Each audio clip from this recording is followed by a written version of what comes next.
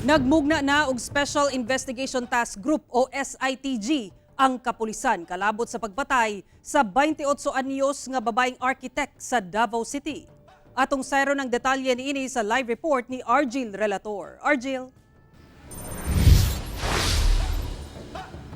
Sara migula sa autopsy examination nga gituok ang biktima hinungdan sa iyang hinanaling kamatayon samtang nasayran sab nga gilugos ang biktima sa wala pa mailhing suspect.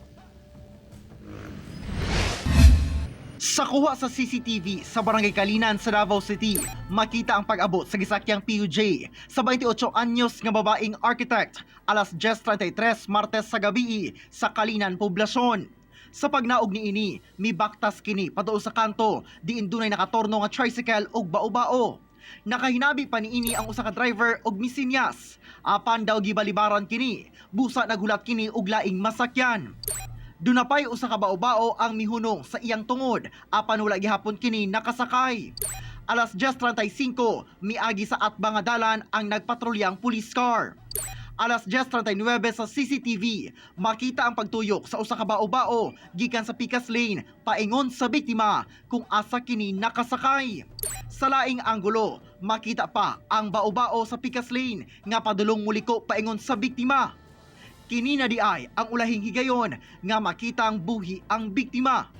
Alas 8 na Miyerkules sa buntag, diyang nakita ang patayng lawas ni ini nga gitabunan og laya nga dahon sa saging sa kasagingan sa kasikbit nga barangay Dakudaw. Based sa katong ginaingon pod sa ubang tricycle driver, wala pod sila kaila kung kinsa.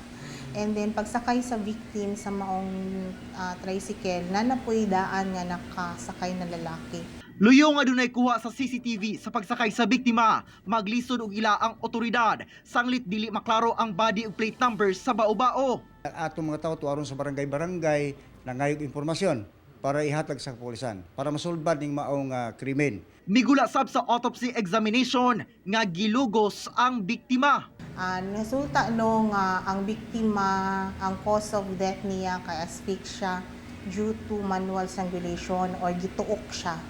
And then kuan pod nila dito na clear nga na-rape ang victim tungod kay naay kanang fresh penetrating genital trauma sa iyahang private parts.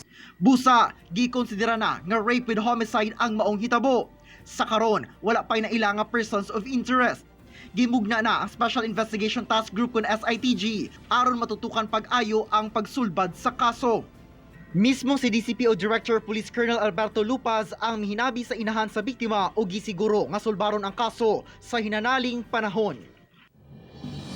Sara sa gapadayong investigasyon sa maong kaso na nawagan karon ang Davao City Police Office ug Kalinan Police ngadto sa mga dunay nahibal-an sa hitabo ingon man sa suspect nga gilayong makig-koordinar kanila og gi-report kini aron nga masulbadayon ang maong krimen. Sara. Okay, dagang salamat Argil Relator.